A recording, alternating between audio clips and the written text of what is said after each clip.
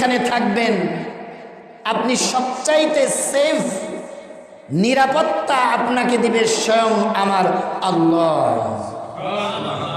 আপনি 100% নিশ্চিত থাকেন, যতক্ষণ আপনি এই পবিত্র ঘরের মধ্যে রয়েছেন, ডান পাশের ফেরেশতা আপনার আমল নামায় নেকি ব্যতীত একটা গুনাও লিখবে না, পারলে নেকি বাড়িয়ে লিখবে, কারণ আপনি আল্লাহর ঘরে আছেন। আবার বলি সুবহানাল্লাহ। আল্লাহ রসুল বলেন, রহমত নাজিল তাদের প্রতি হয় যাদের নিয়তের মধ্যে কোনো গরমিল থাকে না, যাদের কাজের মধ্যে কোনো অলসতা থাকে না। আপনার নিয়ত যখন ঠিক থাকবে আর কাজের মধ্যে যদি অলসতা না থাকে, আপনি ভেবে নেবেন কাজ ছোট হোক আর বড় হোক আমার আল্লাহ কবুল করে নিয়েছেন। স্বীকৃতি দিয়েছে কোরআন, এটা স্বীকৃতি দিয়েছে হাদিস। আবার বলি সুবহানাল্লাহ। আল্লাহর রাসূল এই কারণে বলেন, যখন কেউ আল্লাহর কোরআনের তাফসীর, রাসূলের হাদিস কান দিয়ে শ্রবণ করবে, তার কলবটা এমনভাবে জাগ্রত হয়ে যায়, ওই কলবের মধ্যে আমার আল্লাহ নূর আর আলো তৈরি করে দেন। আর যতগুলো অন্ধকার আর খারাপ রয়েছে ওই কলবগুলো থেকে ধুয়ে সম্পূর্ণ মুছে আল্লাহর প্রিয় বান্দা হিসাবে, পবিত্র কলব হিসাবে আল্লাহ কবুল করেন। বলি সুবহানাল্লাহ।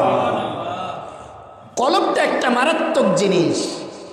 আপনার অন্তর কি চায় এটা দিমাগে তখন চলে আসে, ব্রেনটে তখন খেলে যে আসলে আমার মন কি চায়, কি করতে চায়, কি খাইতে চায়, কি বলতে চায়। সব কিছু কলবে উৎপত্তি হয়, দিমাগ দিয়ে সেটা বাস্তবায়ন করার জন্য হাত পা চোখ মুখ কান অন্যগুলো সেগুলো বাস্তবায়ন করে থাকে।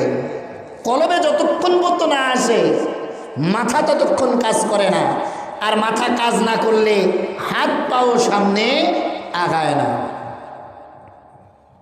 আল্লাহ রাব্বুল আলামিন কুরআনুল কারীমের মধ্যে এই কলবের বিষয়ে বলেন, যদি কোনো ব্যক্তির কলবটা পরিষ্কার হয়ে যায় আর ওই কলবের মধ্যে নিয়তটা যদি ঠিক করে নেয়, কলবের মধ্যে যদি কথাটা বসে যায়, কলবের মধ্যে যদি সেই চিন্তা চেতনাগুলো যদি চলে আসে, কলবের মধ্যে যদি যতক্ষণ পর্যন্ত কোরআনের আলোচনা চলে এটা যদি সে মন দিয়ে মনোযোগ সহকারে শ্রবণ করে, আল্লাহর রাসূল বলেন কোরআনের ভাষ্য মোতাবেক ওই ব্যক্তির পুরো বডি আমার আল্লাহ পরিবর্তন করে দেন। বলে সুবহানাল্লাহ। এখন কিভাবে পরিবর্তন হয়? আপনি যখন ওয়াজ মনোযোগ দিয়ে শুনবেন, গভীর মনোযোগ দিয়ে আপনার এই কলবে উপলব্ধি যখন সঠিকটা আপনি করবেন, এই হাত খারাপ কাজে অগ্রসর হবে না। কেন? আপনি কলব দিয়ে শুনছেন, কোরআন এটাকে হারাম বলেছে, রাসূল এটাকে নিষেধ করেছে। চোখ দিয়ে আপনি খারাপ কিছু দেখবেন না, কলব দিয়ে আপনি মেনে নিয়েছেন, মন দিয়ে আপনি মেনে নিয়েছেন আল্লাহর ওই কোরআনের কথাগুলোকে। কান দিয়ে অশ্লীল গান বাজনা দুনিয়ার খারাপ কিছু শুনবেন না, কলব দিয়ে আপনি মেনে নিয়েছেন। পা দিয়ে খারাপ জায়গায় আপনি যাবেন না, কলব দিয়ে আপনি মেনে নিয়েছেন। শুধু তাই নয়, আপনি আপনার জবান দিয়ে একটা খারাপ কথাও বলবেন না, তার কারণ হলো কলব দিয়ে আপনি মেনে নিয়েছেন আমার আল্লাহ এটাকে হারাম বলেছেন। বলি সুবহানাল্লাহ। এই কলব যদি আপনি পরিবর্তন করতে পারেন, আপনার চোখ মুখ কান হাত, 2 পা এবং 2 পাঁজরের মধ্যবর্তী স্থলে আল্লাহ তাআলা যেটা আমাদেরকে গোপন অঙ্গ সৃষ্টি করে দিয়েছেন, লজ্জা স্থান, পুরো বডি হেফাজত হবে খারাপ কাজ থেকে। আবার বলি সুবহানাল্লাহ। আর এই কলবটা যদি পরিবর্তন না হয়, ওয়াজ আপনি শুনবেন, কোরআনের তাফসিরও আপনি শুনবেন, পুরো জিন্দেগি শুনবেন, পুরো হায়াতে শুনবেন, কিন্তু এই চোখ দিয়ে খারাপ কিছু দেখা আপনি বন্ধ করতে পারবেন না, কান দিয়ে গান বাজনা শোনা বন্ধ করতে পারবেন না, জবান দিয়ে মিথ্যা কথা বলা বন্ধ করতে পারবেন না, হাত দিয়ে খারাপ কিছু ধরতে বন্ধ করতে পারবেন না, পা দিয়ে খারাপ জায়গায় যেতে বন্ধ করতে পারবেন না, আপনার গোপন অঙ্গ দিয়ে হারাম কাজ করতেও বন্ধ করতে পারবেন না। কেন? আপনি কলব দিয়ে এখনো পর্যন্ত আল্লাহর কোরআনকে উপলব্ধি করতে পারেননি, যেইভাবে মানা দরকার ছিল সেইভাবে কলবকে মানায় নিতে পারেননি, যেইভাবে কলবকে বুঝানো দরকার ছিল বুঝাতে পারেননি। আর যদি আপনি বুঝাতে পেরে থাকেন, আর যদি মেনেই থাকেন, আল্লাহর কসম খেয়ে বলি, ফজরের আজান হওয়ার পরে মুমিন আর ঘুমিয়ে থাকবে না, তার কলব বলবে, হে মুমিন, এবার তুমি মসজিদে দৌড়াও, তোমার আল্লাহকে তুমি মেনে নিয়েছো। চিৎকার দিয়ে বলি সুবহানাল্লাহ। আজকে মেরাজুন নবীর মাহফিল, মুমিন ঘরে বসে থাকবে না। কেন? মুমিন জানে এই মেরাজুন নবী ইসলামের একটা অংশ। ইসরা কোরআনের মধ্যে এসেছে, মেরাজ হাদিসের মধ্যে এসেছে। এই কাজে অংশগ্রহণ করা মানে আমার কলব দিয়ে মেনে নেওয়া, আমার নবী মেরাজে গিয়েছিল, আমার আল্লাহর দিদার পেয়েছিল, আর আমিও আমার আল্লাহর দিদার চাই এই মেরাজের মাধ্যমে। বলে ইনশাআল্লাহ। আল্লাহ আমাদেরকে তৌফিক দান করুন, বলি আমিন।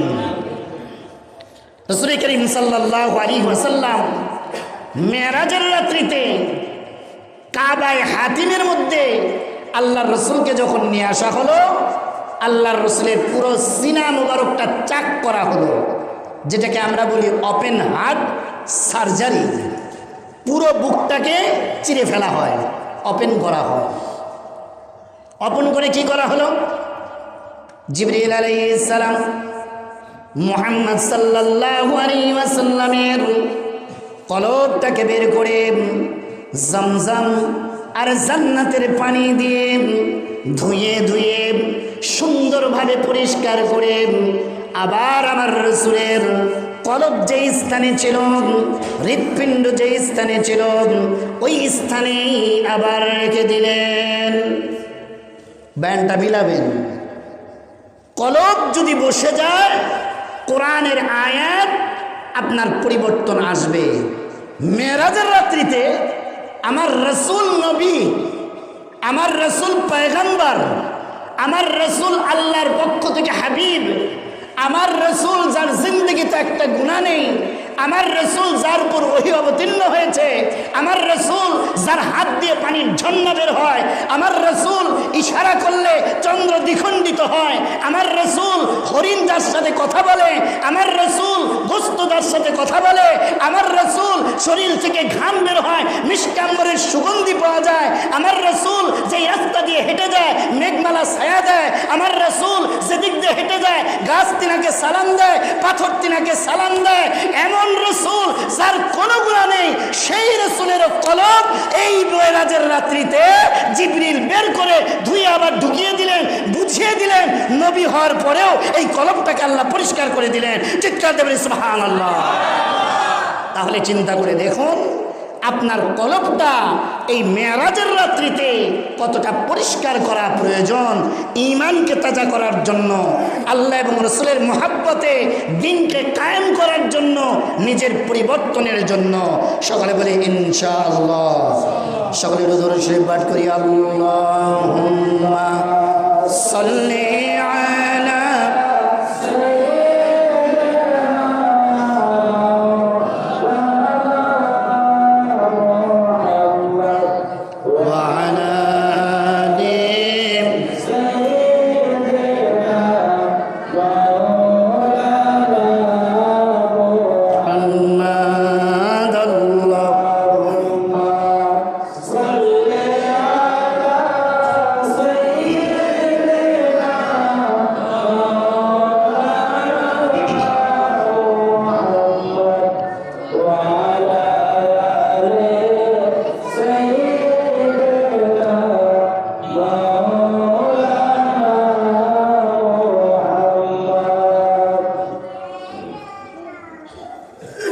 মেরাজুন নবী সাল্লাল্লাহু আলাইহি ওয়াসাল্লাম।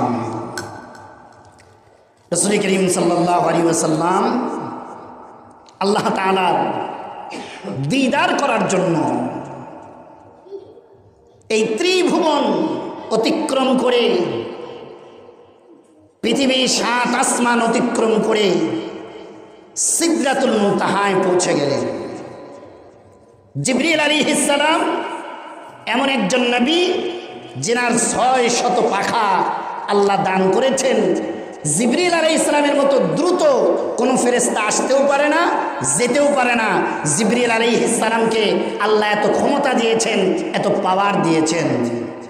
সেই জিবরিল আলাইহিস সালাম সিদরাতুল মুনতাহা যখন পৌঁছালেন, তখন আমার হাবিব মুহাম্মদ সাল্লাল্লাহু আলাইহি সাল্লামকে বলেন, ইয়া রাসূলুল্লাহ সাল্লাল্লাহু আলাইহি ওয়াসাল্লাম, এই সিদরাতুল মুনতাহা থেকে সামনে অগ্রসর হওয়া আমার পক্ষে আর সম্ভব নয়।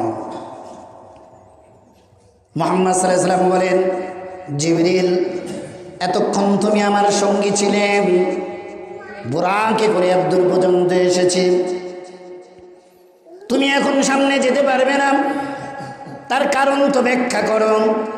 আর এখান থেকে আমি মুহাম্মাদুর রাসূলুল্লাহ আরশে আজিম পর্যন্ত কিভাবে যাব? আল্লাহ, কি অলৌকিক একটা ঘটনা! আমার নবী জীবিত অবস্থায় 7 আসমানের উপরে, বলি না সুবহানাল্লাহ। আল্লাহ কত সম্মান ইজ্জত দিলেন মুহাম্মাদুর রাসূলুল্লাহ সাল্লাল্লাহু আলাইহি ওয়াসাল্লামকে। জিবরিল বলেন, ইয়া রাসূলুল্লাহ, আমি এখান থেকে এক চুল সামনে যেতে পারবো না। তার কারণ হলো আল্লাহ নির্দিষ্ট একটি সীমানা করে দিয়েছেন, তার নাম হলো সিদরাতুল মুনতাহা। এই স্থান থেকে এক কদম যদি সামনে, এক চুল যদি সামনে আমি জিবরিল অগ্রসর হই, ইয়া রাসূলুল্লাহ, ইয়া হাবিবাল্লাহ, 600 পাখার একটি পাখা আর সুস্থ অক্ষত অবস্থায় থাকবে না, সমস্ত পাখাগুলো মুহূর্তের মধ্যে জ্বলে পুড়ে ছারখার হয়ে যাবে। বলি আল্লাহু আকবার। বলি জিবরিল, তুমি সবচেয়ে পাওয়ারফুল ফেরেশতা, আর তুমি বলতেছো সিদরাতুল মুনতাহা যদি আমি পার হই সমস্ত পাখাগুলো পুড়ে ছারখার হয়ে যাবে। ও জিবরিল, কিন্তু আমি যাব কিভাবে? তাহলে তো আমিও ছারখার হয়ে যাব। জিবরিল বলে, ইয়া রাসূলুল্লাহ, ইয়া হাবিবাল্লাহ, আমিও যদিও বা আলো দিয়ে তৈরি করা একজন ফেরেশতা, কিন্তু মহান আল্লাহ আপনার বডির মধ্যে, শরীরের মধ্যে এমন কিছু দিয়ে তৈরি করেছেন, এই নূরের পর্দা কেন, যদি আরো পর্দাও থাকে আপনার বডির একটি পশমও পুড়বে না, এই ক্ষমতা আল্লাহ দিয়েছে। চিৎকার দিয়ে বলি সুবহানাল্লাহ।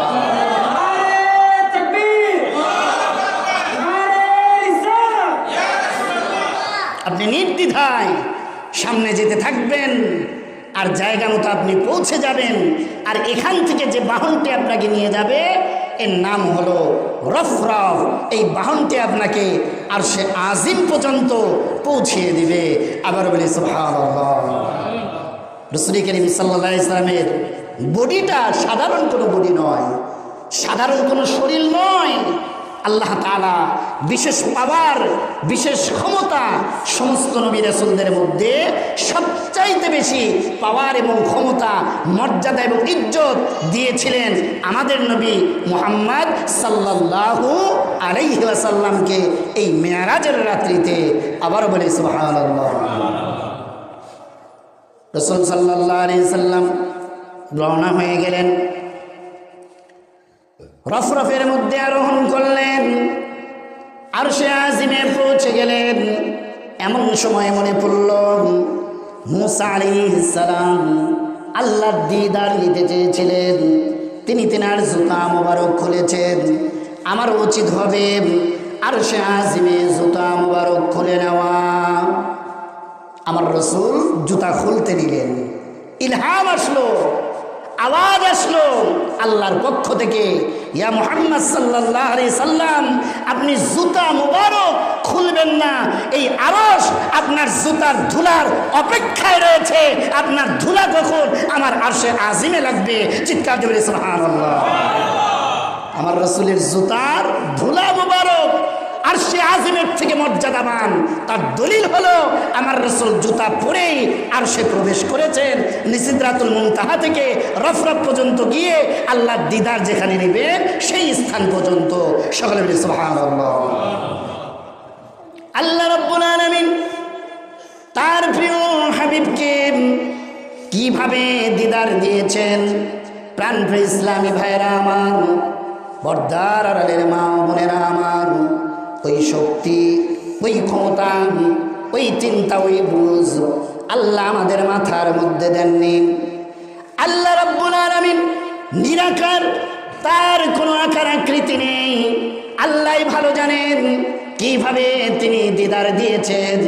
তবে কোরআন বলে মা কাযাবাল ফুআদু মা রা। আমার হাবিব তার কলব দিয়ে আল্লাহ রাব্বুল আলামিনের যে দিদার পেয়েছেন, আল্লাহ তাআলার যে সাক্ষাৎ পেয়েছেন, এই সাক্ষাৎ মিথ্যা নয়, বরঞ্চ আমি আল্লাহ আমার হাবিবকে দিদার দিয়েছি। বলে আল্লাহু আকবার। আমার আল্লাহ আমার হাবিবকে দিদার দিয়েছেন। আল্লাহ বলে দিচ্ছেন তোমরা জেনে নাও, এই ব্যাপারে সন্দেহ করো না। তবে আমি দিদার কিভাবে দিয়েছি? আমি কোন ফায়াকুন, আমি যেভাবে চাই সেভাবে হয়। অতএব এই বিষয়ে প্রশ্ন করো না।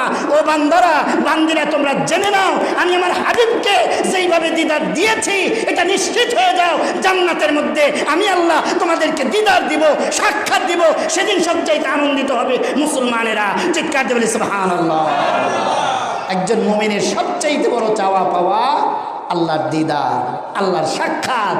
আর আল্লাহ এটা জান্নাতে দিবেন আমাদেরকে। সকলে বলি ইনশাআল্লাহ। দুরূদ শরীফ পড়ি আল্লাহুম্মা সাল্লি আলা সাইয়্যিদিনা নবী উম্মতকে কত মহব্বত করতেন। আল্লাহর দিদারে গিয়ে আল্লাহ তাআলাকে বলতেছেন, আল্লাহ আমরা যেটা তাশাহুদ পাঠ করি, আত-তাহিয়াতু লিল্লাহি ওয়াস-সালাওয়াতু ওয়াত-তাইয়্যিবাত, আসসালামু আলাইকা ইয়া আইয়ুহান নাবিয়্যু ওয়া রাহমাতুল্লাহি ওয়া বারাকাতুহু, আসসালামু আলাইনা ওয়া আলা ইবাদিল্লাহিস সালিহিন, আশহাদু আল্লা ইলাহা ইল্লাল্লাহ ওয়া আশহাদু আন্না মুহাম্মাদার রাসূলুল্লাহ। সকলে বলি সাল্লাল্লাহু আলাইহি ওয়াসাল্লাম।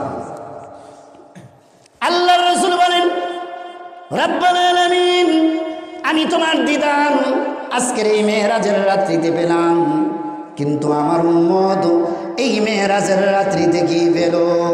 আল্লাহ আল্লাহ আল্লাহ। আল্লাহ রব্বুল আলামিন বলেন, ও আমার হাবিব, ও আমার নবী, আপনি জেনে নিন আপনার উম্মতকে আপনি এই আরশে আজিমে আসে ভুলেননি। আল্লাহর যখন দিদার পেয়ে গেলেন তখনও আপনি ভুলেননি। আপনার উম্মতকে আপনি এতটা মহব্বত করেন।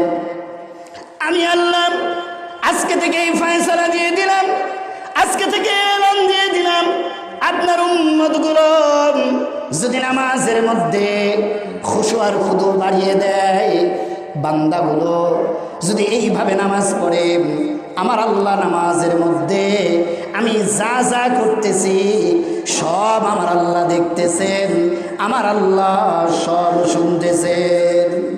নামাজে আমি যা যা পড়তেছি, যা যা করতেছি আমার আল্লাহ দেখতেছেন, শুনতেছেন।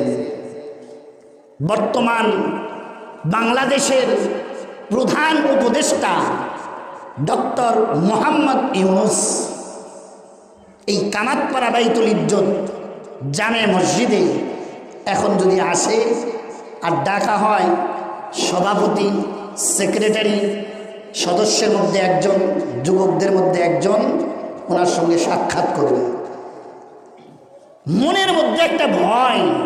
কেন? রাষ্ট্রের প্রধান ক্ষমতার অধিকারী, তার সামনে আমি যাচ্ছি। আপনি ভয় না আসলেও অটোমেটিক আপনার মধ্যে একটা আতঙ্ক কাজ কাজ করবে। এটা শুধু আপনার না, আমারও করবে। একটা রাষ্ট্রের প্রধান, তার কাছে আমি যাচ্ছি। আর আপনি কুল কায়নাত, যিনি সৃষ্টি করলেন, যিনি আমাদের সৃষ্টিকর্তা, যারা সমস্ত কথাই, যার ক্ষমতায় এই কুল কায়নাত পরিচালিত হচ্ছে, জিনার এক কথায় সমস্ত কিছু হয়, আবার এক কথায় সমস্ত কিছু ধ্বংস হয়ে যায়। বাথরুম বন্ধ হয়ে গেলে ততক্ষণ পর্যন্ত হয় না। আমার আল্লাহ যদি আপনাকে বাথরুম করার সেই তৌফিকটুকু না দেয়, যারা বাথরুম আটকে যায় সেই জানেন জিন্দেগির কতটা তার কষ্ট অনুভব হয়। যেই ব্যক্তির প্রস্রাব আটকে যায় সে জানে কতটা কষ্ট হয়। যার একটা কিডনি নষ্ট হয়ে গিয়েছে, একটা হাত নেই, একটা পা নেই, অথবা একটা চোখ অন্ধ, সেই বলতে পারে আল্লাহর কত বড় নিয়ামত থেকে আমি বঞ্চিত। যে আল্লাহ যদি আপনাকে তৌফিক না দেয়, মসজিদে আপনি বসেছেন, উঠার ক্ষমতা আপনার নাই, চোখ আপনি খুলেছেন, বন্ধ করারও আপনার ক্ষমতা নাই। যে আল্লাহ খাবার তৌফিক না দিলে বডির মধ্যে আমি নিতে পারি না, আমি একটা খানাও খেতে পারি না, ওই মহান রব, ওই ক্ষমতার অধিকারী, তার সামনে আপনি দাঁড়িয়েছেন। এবার আপনি চিন্তা করেন আপনার কলবের মধ্যে কত বড় ভয় আল্লাহর জন্য হওয়া প্রয়োজন। একবার খেয়াল করেন, আল্লাহ তুমি আমার সামনে। আল্লাহ রসুলকে বলতেছেন, ইয়া রাসূলুল্লাহ, 5 ওয়াক্ত নামাজে আপনার উম্মতগুলো খুশু এবং খুদু সহকারে যা পড়তেছে আর যা করতেছে, মনে মনে খালি চিন্তা করবে, আমার আল্লাহ আমাকে দেখতেছে, আমার আল্লাহ আমাকে দেখতেছে, আমার আল্লাহ আমাকে দেখতেছে। হে রাসূল, আমি ওয়াদা করতেছি আপনার উম্মতদেরকে 5 ওয়াক্ত নামাজে আমি 5 বার দিদার দিব, সাক্ষাৎ দিব, আর ওই নামাজের বদলতে জান্নাত দিয়ে দিব। চিৎকার দিয়ে বলি সুবহানাল্লাহ।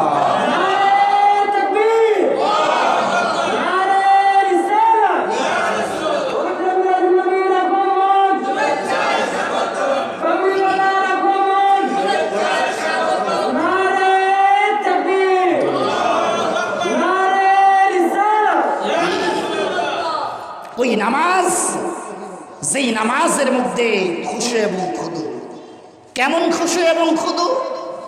হযরত আলী রাদিয়াল্লাহু তাআলা আনহু ডান হাতে তীর বিদ্ধ, এই তীরটাকে বের করা যাচ্ছে না, কেউ পারতেছে না।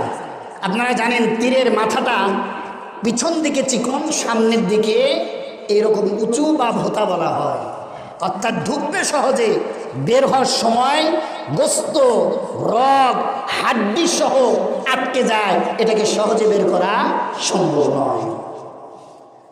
হযরতে ওমর অনেক চেষ্টা করলেন হযরতে আলীর তীরটাকে বের করার জন্য। শত চেষ্টা করে যখন তিনি ব্যর্থ হয়ে গেলেন, মুহাম্মদ সাল্লাল্লাহু আলাইহি ওয়াসাল্লাম বলেন, ওমর আর তুমি চেষ্টা করো না, তবে তোমাদেরকে বলে রাখি, আমি নামাজ দাঁড়ানোর পরে নামাজ যখন শুরু হয়ে যাবে, তোমরা দেরি করে জামাতে অংশগ্রহণ করবে, আর হযরতে আলীর এই তীরটাও তোমরা খুলে ফেলতে পারবে।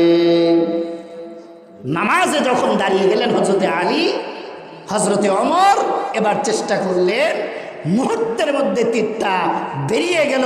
হযরতে ওমরও জামাতে নামাজে পড়লেন, আলীও জামাতে নামাজ আদায় করলেন। বলি সুবহানাল্লাহ।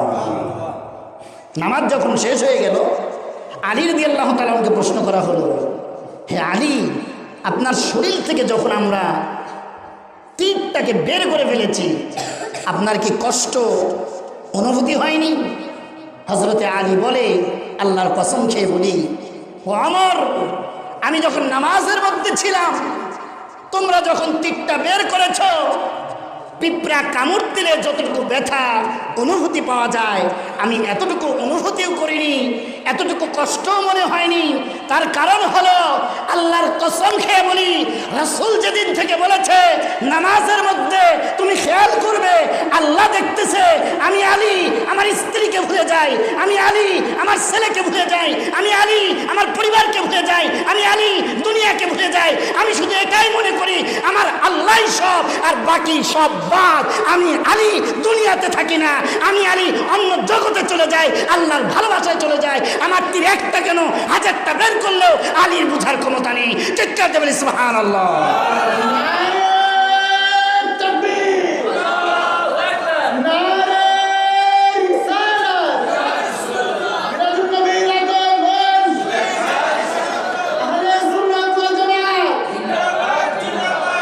সুতরাং নামাজের মতো পড়েন, সবচেয়ে তৃপ্তি আর শান্তির জায়গা নামাজের মধ্যে।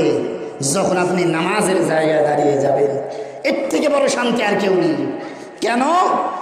আপনার বিপদ যতই বড় হোক, এটা থেকে রক্ষা করতে পারবে কে? আল্লাহ। যতই বড় হোক, এই বিপদ থেকে একমাত্র হেফাজত করতে পারে আল্লাহ। এর থেকে বড় ক্ষমতা, সাহস আর কারণেই রব যদি আপনাকে রক্ষা করে, ইব্রাহিম আলাইহিস সালামের মতো 40 দিন আগুনে পুরার পরেও জীবিত অবস্থায়, অক্ষত অবস্থায়, একটা পশমও পুড়েনি। হযরতে জিবরিল আলাইহিস সালাম আল্লাহর রাসূলকে, আল্লাহর এই নবীকে, আল্লাহর এই পয়গম্বরকে সহযোগিতা করতে চেয়েছিলেন। আল্লাহর এই পয়গম্বর ইব্রাহিম আলাইহিস সালাম বলেন, আমি তাওয়াক্কালতু আলাল্লাহ, আমার আল্লাহ যদি রক্ষা করে, আগুন কেন, কেউ আমাকে ধ্বংস করতে পারবে না। চিৎকার দেবেন সুবহানাল্লাহ। আগুনের কাজ হলো পুরানো। ইব্রাহিম আলাইহিস সালামকে আগুন পোড়াতে পারেনি। কেন? আল্লাহর উপর পূর্ণাঙ্গ আস্থা, বিশ্বাস। আগুনের কোনো ক্ষমতা নেই যদি আল্লাহ হুকুম না দেয়। আগুন কেন, এর থেকেও বড় পারমাণবিক অস্ত্র হোক, অ্যাটম বোমা হোক, ইব্রাহিম আলাইহিস সালামকে কিছুই করতে পারবে না। ঠিক মুমিন তাওয়াক্কালতু আলাল্লাহ যদি করে, যত বড়ই বিপদ হোক, রক্ষা করবে কে? আল্লাহ। এটা হলো মুমিনের আকীদা, এটা হলো মুমিনের বিশ্বাস। একেই বলা হয় প্রকৃত মুমিন। সকলে জোরে সরে বলি আল্লাহুম্মা সাল্লি আলা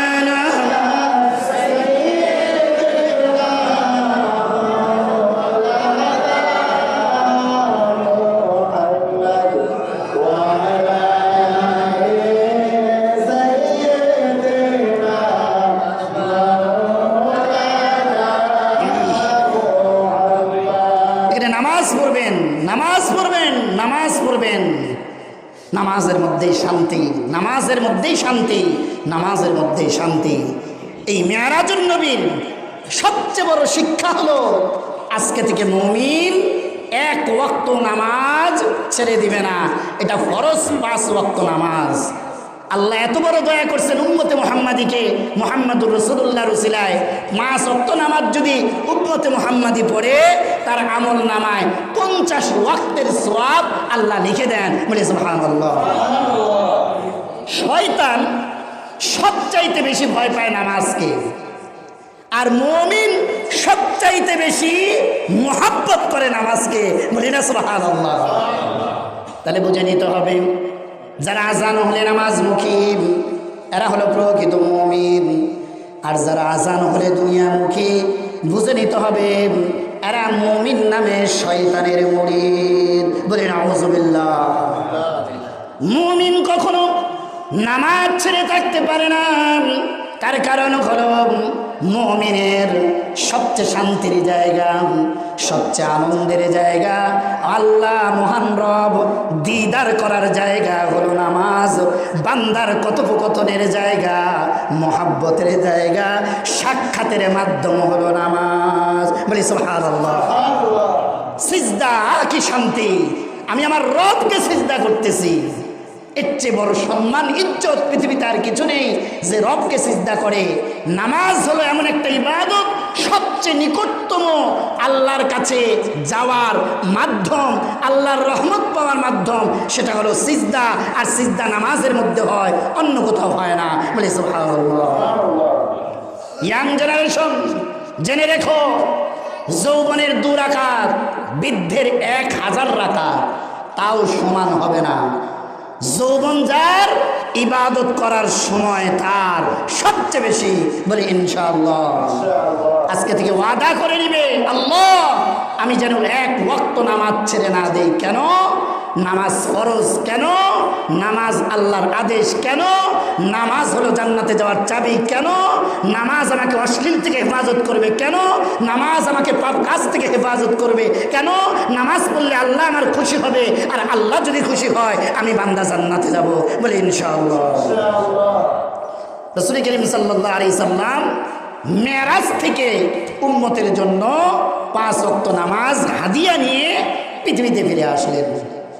আমার রাসূল যখন দুনিয়াতে এসেছেন, আল্লাহর রাসূলকে প্রশ্ন করা হলো, ইয়া রাসূলুল্লাহ আপনার মেরাজে কতটুকু সময় লেগেছে? আল্লাহ কিন্তু সময় নিয়ন্ত্রণ করেন। যদি স্টপ করে দেন সব কিছু সব থেমে যাবে, সব থেমে যাবে। শুধুমাত্র চালু রেখেছেন জিবরিল আর মুহাম্মদ সাল্লাল্লাহু আলাইহি সাল্লামকে। বলে সুবহানাল্লাহ। তাহলে তিনি আল্লাহ হবেন না? তিনি ক্ষমতা, তিনি পাওয়ার, আর তার পাওয়ারের বিষয় আমাদের বিন্দু পরিমাণ জ্ঞান নেই। কিভাবে? খেয়াল করুন, সূর্যকে উঠান, পূর্ব থেকে উদয় হয়, পশ্চিমে উঠান, কত পারেন? আমেরিকার ডোনাল্ড ট্রাম্প সাহেব উঠান অস্ত্র দিয়ে, বোমা দিয়ে উঠান, পুরো কুল কায়নাত একদিকে হয়ে যাবে। সূর্যকে পূর্ব থেকে উদয় হয়, পশ্চিম দিক থেকে উদয় করা দুনিয়ার কোনো ক্ষমতা নেই, সাহস নেই, শক্তি নেই, একমাত্র আমার রব আল্লাহ ছাড়া। চিৎকার দিয়ে বলি সুবহানাল্লাহ। আমার আল্লাহ স্টপ করে দিয়েছিলেন, দুনিয়ার সমস্ত সময়কে বন্ধ করে দিয়েছিলেন, পৃথিবীর সমস্ত কিছুকে। আল্লাহ বিশেষ ক্ষমতায়, বিশেষ পাওয়ারে তার নবী, তার হাবিবকে নিয়ে গেলেন, আবার মক্কায় পৌঁছেও দিলেন জীবিত অবস্থায়। আল্লাহ রাসূল সকাল হয়ে গেল, কাবার দরজায় দাঁড়িয়ে গেলেন। ইয়া মাশারাল কুরাইশ, হে কুরাইশের বংশের লোকেরা, আর যারা রয়েছে সবাই তোমরা শোনো। আবু জেহেল মুরুক্ষের বাপ তার নাম, অথচ সে জ্ঞানী ব্যক্তি ছিল। শুধুমাত্র আল্লাহর রাসূলের সঙ্গে বেয়াদবি করার কারণে, আল্লাহর বিরোধিতা করার কারণে পুরো পৃথিবীতে কোনো ব্যক্তি তার সন্তানের নাম আবু জেহেল রাখে না। তার কারণ জানে, আবু জেহেল হলো সবচেয়ে বড় লানত তার উপরে আল্লাহ দিয়েছেন। বলি নাউযুবিল্লাহ। এই কারণে আবু জেহেলের বাড়িতে বন্যা হয়েছে, তৈরি করা হয়েছে বাথরুম। হাজী সাহেবেরা সবাই গিয়ে সেখানে বাথরুম করে। বলে নাউযুবিল্লাহ। লানত আবু জেহেল আর আবু জেহেলের বংশে যারা কাফের। বলে নাউযুবিল্লাহ। আবু জেহেল বলে আজকে আবার মুহাম্মদ কি বলবে? প্রত্যেক দিনই মুহাম্মদ কিছু না কিছু বলে। আর দেখবেন আমাদের দেশে, আমাদের সমাজে কিছু মানুষ আছে নিজের খেয়ে নিজের পরে আর একজন কি করলো এটা শোনার জন্য আর এটা বলার জন্য ব্যস্ত হয়ে থাকে। কিছু মানুষের কাজই অমুকে কি করলো, অমুকের ঘরে কি হলো, অমুক হুজুর কি করলো, অথবা অমুক ব্যক্তি কি করলো। এর কাজ, এর ডিউটি, টাকা নিজের, খায়ও নিজের, কিন্তু ঘুরে বেড়ায় কে কি করে আর না করে। বলি নাউযুবিল্লাহ। এটা শয়তানের মুরিদের অভ্যাস। যারা আছে মনে করে নেবেন এটা মুনাফিক, আল্লাহ যেন তাকে হেদায়েত দান করে। বলে আমিন। আবু জেহেল বলে আজকে মুহাম্মদ আবার কি বলবে? আবু জেহেল সবার আগে উপস্থিত হয়ে গিয়েছে। আবু জেহেল উপস্থিত হয়ে বলেন, ইয়া মুহাম্মদ, অন্যান্য দিনের মতো আজকেও তুমি কিছু বলতে চাও, তবে আজকের কথা বলার ভাষা আর আওয়াজ মনে হচ্ছে অনেক উঁচু। বলে হ্যাঁ, আজকে উঁচু হওয়ার কারণ আছে। এতদিন আমি বলেছি আল্লাহর ইবাদত করো না দেখে, আর আজকে বলতেছি আমার রবকে দেখে এসেছি, আমার রবের ইবাদত করো তোমরা। চিৎকার দিয়ে বলি সুবহানাল্লাহ। আজকে আর ভয় নয়, নবীরা তো ভয় পাই না। আজকে আর সংকোচ নয়। আবু জেহেল জেনে নাও, আমার রবের দিদার পেয়ে এসেছি, এই কারণে আমার আওয়াজ বেশি, শক্তিও বেশি। আওয়াজও বাড়িয়ে দিয়েছেন আল্লাহ, শক্তিও বাড়িয়ে দিয়েছেন আল্লাহ। বলি সুবহানাল্লাহ। আবু জেহেল বলে ঠিক আছে, তো তোমার বক্তব্য কি? বক্তব্য হলো এই, আজকে রাত্রের কিছু অংশে মসজিদুল হারাম থেকে, কাবা ঘর থেকে আমি মসজিদুল আকসা গিয়ে ভ্রমণ করেছি, সেখানে নবীদেরকে নিয়ে নামাজ মসজিদুল আকসায় আমার ইমামতিতে আদায় করেছি। শুধু তাই নয়, 7 আসমান পাড়ি দিয়ে সিদরাতুল মুনতাহা পার হয়ে আরশে আজিমে গিয়ে আমার রব এক আল্লাহর দিদারও পেয়েছি। বলে সুবহানাল্লাহ। দেখবেন কিছু কিছু মহিলা আছে, এদেরকে বলা হয় এমনি নাচন্যা বুড়ি, আরও দিছে ঢোলে বাড়ি, মানে এমনিতেই নাচে। এরই মধ্যে একজন ঢোল পিটাচ্ছে, এই নাচনাওয়ালি তো আরো নাচবেই। আবু জেহেলের অবস্থা তাই। এতদিন আবু জেহেল মুহাম্মদকে বলেছে পাগল। আবু জেহেল বলেন, এতদিন কোনো পক্ত শক্ত দলিল আমি পাইনি, আজকে খুব শক্ত দলিল পেয়েছি।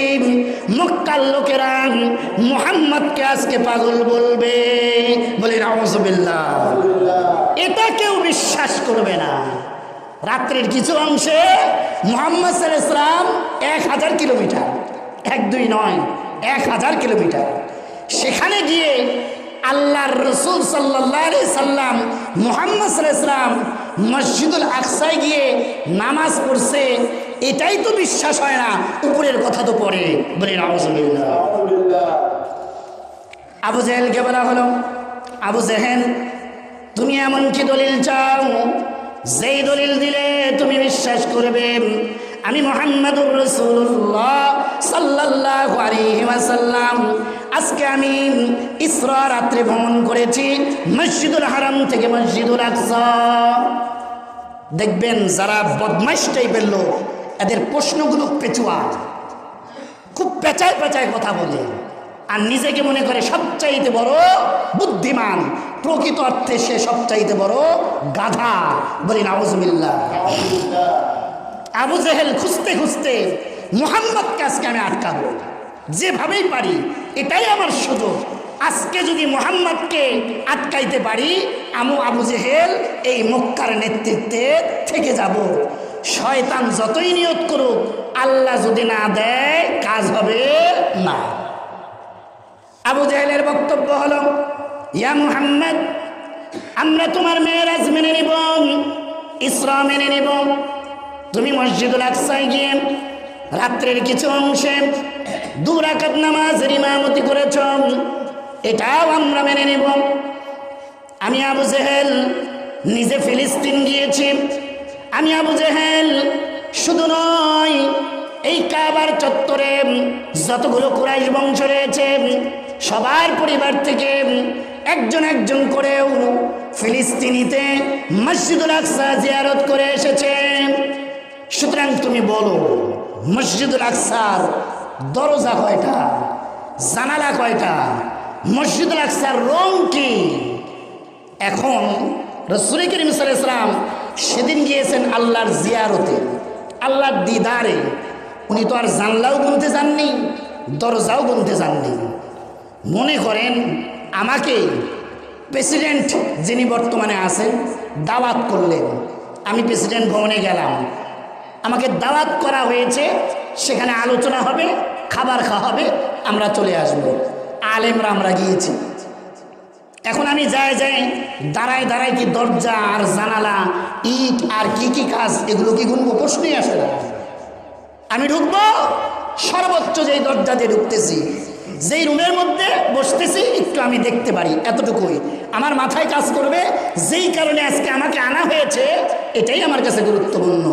প্রেসিডেন্ট কি বলেন আমি কি শুনি, বা আমাকে প্রশ্ন করলে আমি কি উত্তর দেই, আর খাবার খেয়ে আমি চলে আসবো, ব্যাস এতটুকুই আমার রুটিন। তো রাসূল করিম সাল্লাল্লাহু আলাইহি ওয়াসাল্লাম মেরাজের রাত্রিতে তিনি দরজাও গুনতে যাননি, ইটও গুনতে যাননি, মসজিদুল আকসার ডিজাইনও চেক করতে যাননি। ওই যে শয়তান যাকে পথভ্রষ্টার গুমরা করে, তার প্রশ্নই হলো পেঁচানো বা উল্টো দিকে। বলি নাউযুবিল্লাহ। আল্লাহর রাসূল বললেন, আবু জেহেল, আমি যদি বলতে পারি মসজিদুল আকসার জানালা কয়টা, দরজা কয়টা, মসজিদুল আকসার পিলার কয়টা, তাহলে কি তুমি বিশ্বাস করবে আমি রাসূল মেরাজে গিয়েছিলাম? বলে হ্যাঁ মুহাম্মদ, খালি তুমি বলো। তার কারণ আমি জানি তুমি যাওনি, তার কারণ আমি জানি তুমি যাওনি, বলো তুমি। এতগুলো মানুষ তোমাকে ভুল ধরে ফেলবে, উলট পালট যদি তুমি বোঝাও। কেন? আমি আবু জেহেল একাই মসজিদুল আকসাতে যাইনি, হাজার হাজার মানুষ মসজিদুল আকসায় গিয়েছে, দেখেছে। আর তুমি যাওনি, সঠিকটা বলতেও পারবা না, আর বিশ্বাস করার তো দরকারই নাই। কিন্তু যদি পারো বিশ্বাস করো। মুহাম্মদ সাল্লাল্লাহু আলাইহি সাল্লাম আল্লাহর কাছে ফরিয়াদ করলেন, আল্লাহ, এই শয়তানের মুরিদ আবু জেহেল, তার প্রশ্ন হলো, আমি যদি মসজিদুল আকসার বর্ণনা দিতে পারি জানালা দরজার পিলারের, তাহলে সে আমার ইসলামের আজ মেনে নেবে, ইসলামকেও কবুল করে নেবে। এই ফরিয়াদ করলেন আল্লাহর কাছে। জিবরিল আলাইহিস সালাম উপস্থিত হয়ে গেলেন। ইয়া রাসূলুল্লাহ সাল্লাল্লাহু আলাইহি সাল্লাম, আমার আল্লাহ আপনার ফরিয়াদ শুনে ফেলেছেন। যেই আল্লাহ আপনাকে আরশে আযমে নিয়ে গিয়েছে, আপনার দিদার দিয়েছে, সেই আল্লাহ আমাকে হুকুম দিয়েছে আপনার এই সমস্যা সমাধান করে দেওয়ার জন্য। বলে কি সমাধান? বলে ইয়া মুহাম্মদ সাল্লাল্লাহু আলাইহি ওয়াসাল্লাম, আমার 600 পাখা মুহূর্তের মধ্যে মসজিদুল আকসাকে আপনার সামনে এনে তুলে ধরতেছি।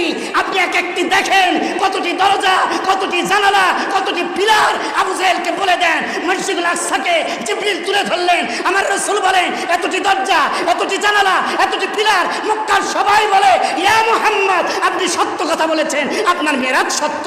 চিৎকার দিয়ে বলি সুবহানাল্লাহ।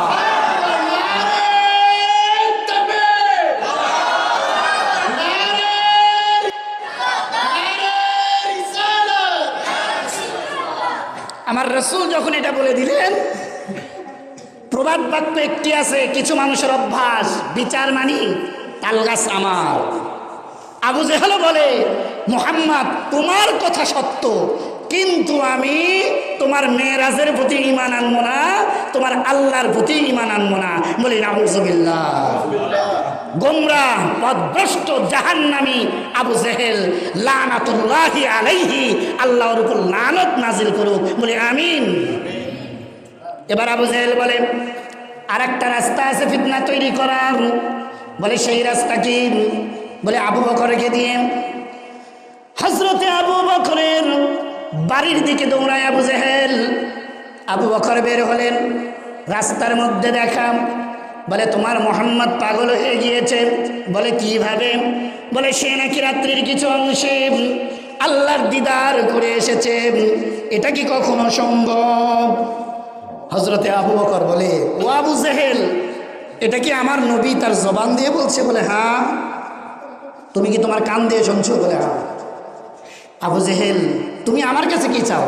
বলে এটাই জানতে চাই, তুমিও আমার মতো বলো মুহাম্মদ পাগল হয়ে গিয়েছে। আবু জেহেলকে আবু বকর উত্তর দেয়, ও আবু জেহেল, আমার রাসূল মুহাম্মদ সাল্লাল্লাহু আলাইহি ওয়াসাল্লাম যদি তার জবান দিয়ে এই কথা বলে থাকে, তিনি মেরাজে গিয়েছিলেন, আর তুমি যদি তোমার কান দিয়ে শুনে থাকো, আমার রায় নিয়ে নাও, মতামত নিয়ে নাও। আমি আবু বকর এক বাক্যে মেনে নিলাম, আমার রাসূল মেরাজে গিয়েছে, আল্লাহর দিদার পেয়েছে, আমার রাসূলের কথা সত্য। চিৎকার দিয়ে বলি সুবহানাল্লাহ। রাসূলের কাছে এই খবর চলে আসলো। আবু বকর প্রথম স্বীকৃতি দিয়েছে আল্লাহ রাসূলের মেরাজের। হযরত আবু বকরকে আল্লাহ রাসূল বলেন, আবু বকর, কেউ বিশ্বাস করতেছে না আমি রাসূল মেরাজে গিয়েছি, তুমি বিশ্বাস করলা কিভাবে? আবু বকর বলেন, ইয়া রাসূলুল্লাহ, আপনি বলেছেন এক আল্লাহ সত্য, এই চোখ দিয়ে আল্লাহকে দেখিনি। আপনি বলেছেন কবরের আযাব, এই চোখ দিয়ে দেখিনি। আপনি বলেছেন জাহান্নাম, এই চোখ দিয়ে দেখিনি। আপনি বলেছেন জান্নাত, এই চোখ দিয়ে দেখিনি। ইয়া রাসূলুল্লাহ, আল্লাহকে যদি এই চোখ দিয়ে না দেখে, জাহান্নামকে এই চোখ দিয়ে না দেখে, কবরে আযাবকে যদি এই চোখ দিয়ে না দেখে, রাসূল আপনি জবান দিয়ে যা বলেছেন আমি আবু বকর যদি মেনে নিতে পারি, ইয়া রাসূলুল্লাহ, আপনি বলেছেন মেরাজ করেছেন, আমি আবু বকর কিভাবে না মানি? সকলে বলি সুবহানাল্লাহ। আল্লাহ রাসূল বললেন, আবু বকর, মক্কার মানুষদেরকে আজকে আমি একটা এলান করব। কয় কি এলান? এতদিন তোমাকে আমি বলেছি আবু বকর সিদ্দিক সত্যবাদী আবু বকর। ও আবু বকর, আজকের এই মেরাজের স্বীকৃতি দিয়েছো তুমি, প্রথম সাহাবী। আজকে থেকে জেনে নিক মক্কার মানুষেরা, আমার উম্মতেরা, পুরো পৃথিবীর মানুষেরা, সমস্ত সত্যবাদীর মধ্য থেকে আমি আবু বকরের উপাধি দিয়ে দিলাম সিদ্দিকে আকবর, সবচাইতে বড় সত্যবাদী। চিৎকার দিয়ে বলি সুবহানাল্লাহ।